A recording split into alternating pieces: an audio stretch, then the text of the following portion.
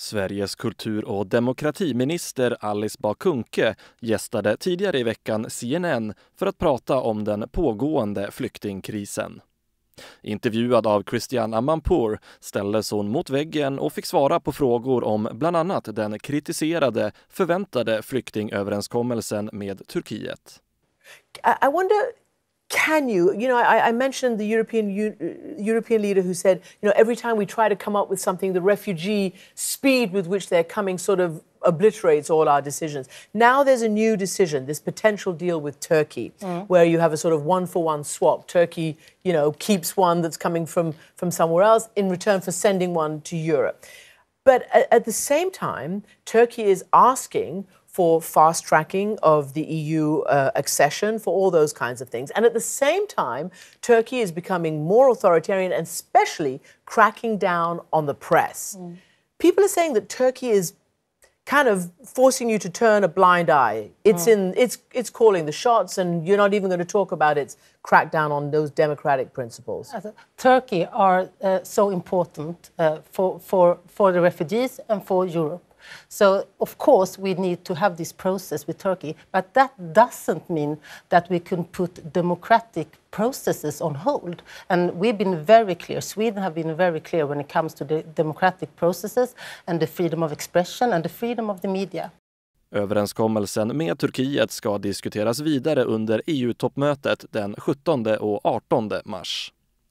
Förutom överenskommelsen fick Bah Kuhnke också svara på den hårda kritik som tidigare riktats mot Sverige och Europa från USAs förra utrikesminister och FN-ambassadör Madeleine Albright.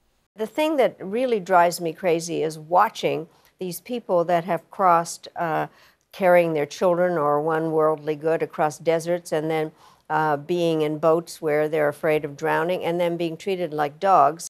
Of course, it's very hard words and a sad statement from Mrs. Albright. But what I think that we need to focus on is how to help the refugees. What can we do now?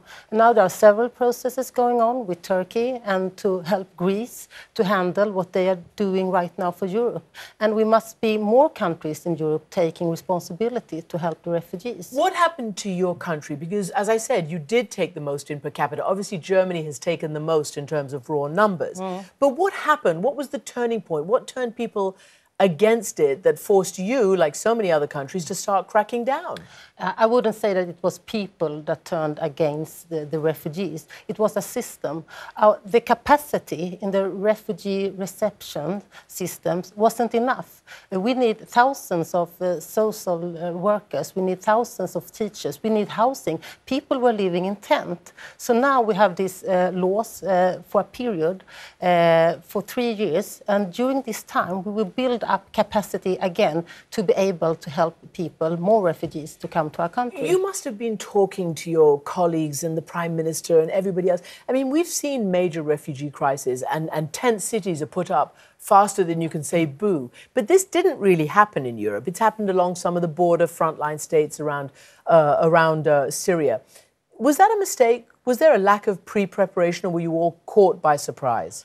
We weren't caught by surprise, but of course the situation wasn't something that we could foresee.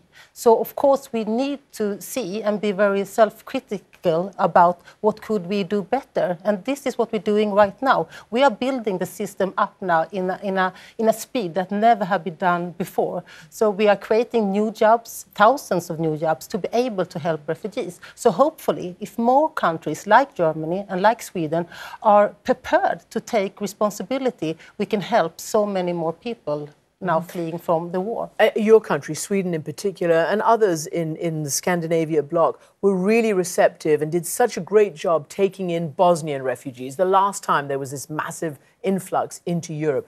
Now, though, you're seeing in Sweden and other places, arson attacks on immigrant housing. You foiled some in Sweden and protected these refugees. What is happening to core values, to the liberal democracy? Since the last influx of refugees to our country, you talked about Bosnia, things have changed in our country. We are now a more polarized country, a more polarized Sweden. And it's not due to the refugees. It was here before the refugees came.